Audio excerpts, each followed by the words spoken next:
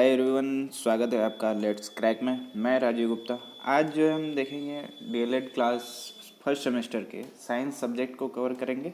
Science subject में जितने भी टॉपिक दिए गए हैं हम अलग अलग चैप्टर वाइज करके सारे टॉपिक को हम कवर करेंगे धीरे धीरे एक एक वीडियो में।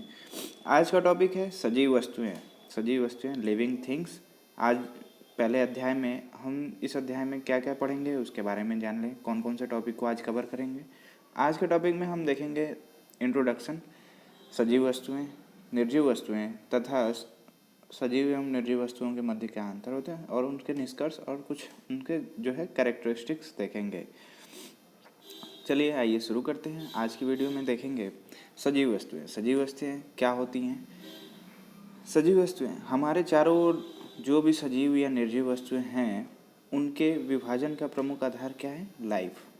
हमारे चारों तरफ जितनी भी वस्तुएं हैं सजीव या निर्जीव, उनके विभाजन का प्रमुख आधार क्या है? जीवन।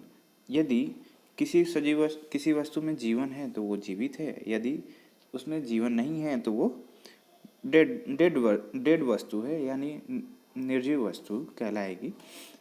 कहने का मतलब ये है सभी सजीव वस्तुएं जो होते हैं, सभी सजीव वस्तुएं जैसे पौधे, जंतु, कीड़े, पक्षी, सूक्ष्म जीव आदि जो है उनकी एक विशेषता होती है क्योंकि उनमें लाइफ पाया जाता है, यानी जीवन होते हैं, जीवन उनमें पाया जाता है, जीवन उनमें पाया जाता है। तीसरा है दूसरी ओर जो निर्जीव वस्तुएं होती हैं जैसे बोतल, पेन, कुर्सी, दरवाज़ा, मोबाइल इत्यादि, इनमें जो है जीवन नहीं पाया जाता है, इसलिए वो निर्जीव वस्तुएं कहलाती हैं।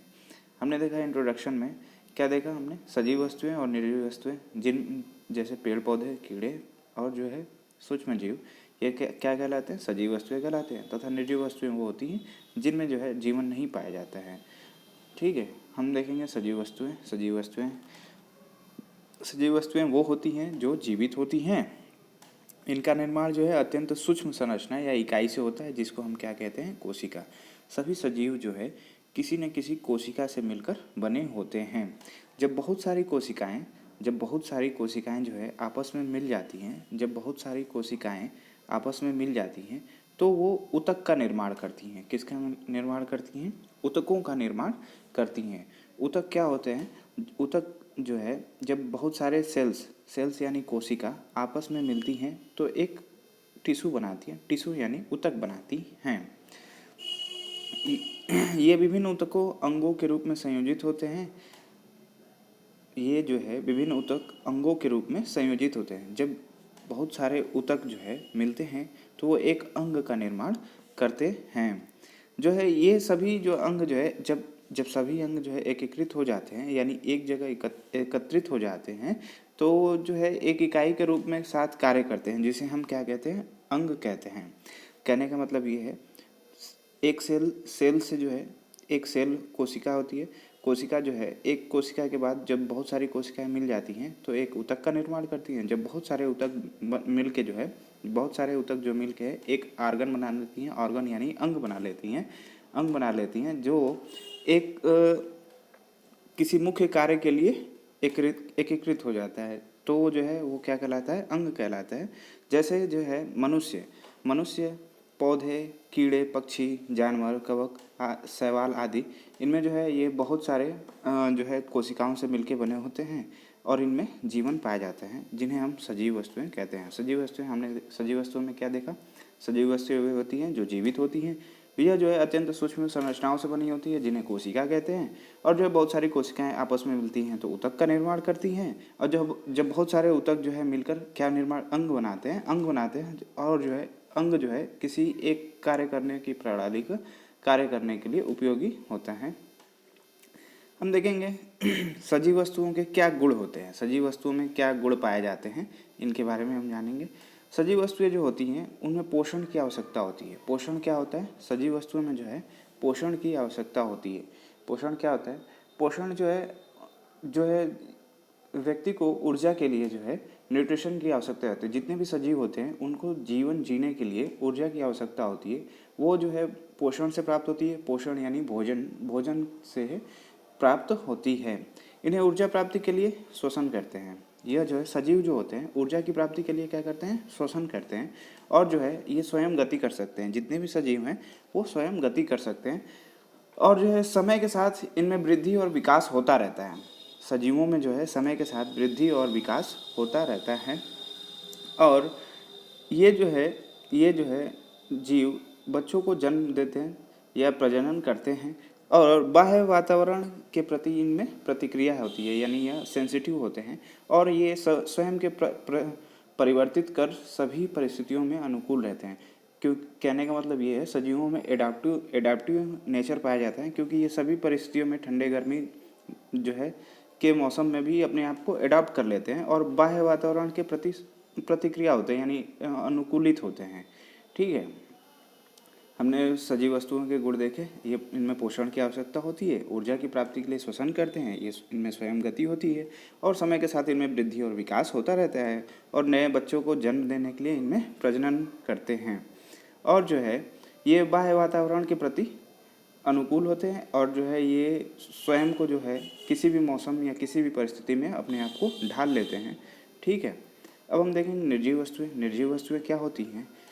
निर्जीव वस्तुओं का तात्पर्य उन वस्तुओं से है जो जीवित नहीं है। निर्जीव वस्तुओं का तात्पर्य उन वस्तुओं से है जो जीवित नहीं है, जिनमें जीवन के कोई विशेष गुण जैसे प्रजनन, वृद्धि एवं विकास, श्वसन, अनुकूलन आदि नहीं होता, उनमें क्या कहते हैं? निर्जीव वस्तुएं कहते हैं। निर्जीव वस्तुएं क्या हैं? निर्जीव वस्तुओं का तात्पर्य उन वस्तुओं से है जिनमें जीवन नहीं है, और ये क्या है? इनमें जो है प्रजनन, वृद्धि, विकास, श्वसन, अनुकूलन आदि नहीं करते हैं। इन्हें क्या कहते हैं? निर्जीव वस्तुएं कहलाते हैं। जैसे लकड़ी, प्लास्टिक, लोहा, धातु, चमड़ा, कपास आदि बहुत सारे एग्जाम्पल हैं जो हमारे आसपास निर्जीव वस्तुओं को देखने के लिए मिल जाएंगे। हम देखेंगे निर्जीव वस्तुओं के क्या क्या गुण होते हैं। निर्जीव वस्तुएं कहलाने के लिए उनमें क्या क्या गुण होने चाहिए। इनमें तो ना तो कोई कोशिका होती है, निर्जीव वस्तुओं में कोई कोशिका नहीं होती, ना इनमें कोई विकास होता है, ना ये गति कर सकते हैं, और ये प्रजनन भी नहीं कर सकते हैं। इनमें कोई जीवन की अवधि भी नहीं होती है, और ना तो इनमें कोई मृत्यु का अनुभव होता है, तथा इन्हें किसी प्रकार की भोजन की आवश्यकता भी नहीं होती है। निर्जीव वस्तुओं में जो है कि निर्जीव वस्तुओं के गुण क्या हैं? इनमें ना तो कोई कोशिका होती है, ना ही इनमें कोई विकास होता है, और ना ही यह गति कर सकते हैं, ना ही यह प्रजनन कर सकते हैं, और जो ना है इनमें जीवन पाया जाता है, और ये मृत्यु के अनुभव को भी नहीं होता है। इन्हें किसी प्रकार का भोजन की आवश्यकता भी नहीं होती है।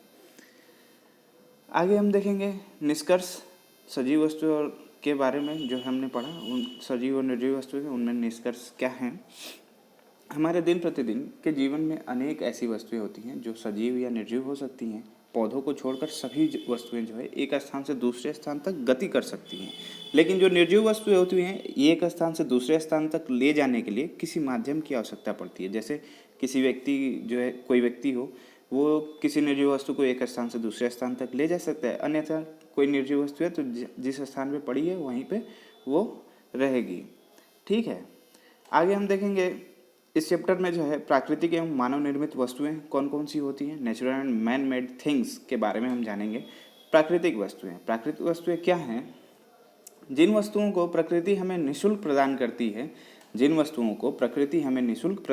है, तथा जिनका हम प्रयोग जो है उनमें बिना कोई परिवर्तन किए कर सकते हैं, प्राकृतिक वस्तुएं कहलाती हैं। जैसे हवा, पेड़, मृदा, झील, नदी, ऊर्जा इत्यादि। प्राकृतिक वस्तुएं क्या हैं? प्राकृतिक वस्तुएं जिन वस्तुओं को प्रकृति हमें निःशुल्क प्रदान करती है तथा जिनका प्रयोग हम बिना उनमें कोई परिवर्तन किए कर सकते हैं। जैसे हवा, पेड़, मृदा, झील, नदी, ऊर्जा इत्यादि। हमने देखा प्राकृतिक वस्तुओं के बारे में, प्राकृतिक वस्तुओं मानव निर्मित वस्तुओं के बारे में। प्राकृतिक वस्तुएं मानव निर्मित वस्तुएं क्या हैं? मानव निर्मित वस्तुएं वह होती हैं जिनका निर्माण मनुष्य द्वारा स्वयं अपनी बुद्धि एवं कौशल के प्रयोग द्वारा किया जाता है। जैसे मकान, गाड़ी, साइकिल, कपड़ा, साबुन, उर्वरक, रेशम, कांच, ये जो है क्या है? मानव निर्मित वस्तुएं। मानव निर्मित वस्तुएं क्या कहलाती हैं? जिनका निर्माण जो है मानव स्वयं करता है अपनी कौशल के विकास के द्वारा। जैसे मकान, गाड़ी, साइकिल, साबुन, कपड़ा, उर्वरक, रेशम, कांच आदि, ये जो है मैन मेड थिंग्स कहलाती हैं। जैसे कुछ अन्य सामग्रियां हैं जो मानव निर्मित है, जैसे radio projector, voltmeter, wire gauge, hand lens, gramophone, electric motor, विद्युत सेल, कैमरा, वर्षामापी। ऐसी बहुत सारी वस्तुएं हैं जो आपको आसपास की वस्तुएं मिल जाएंगी। आज के इस चैप्टर में बस इतना ही। नेक्स्ट चैप्टर में हम इसके आगे के अध्याय को कवर करेंगे।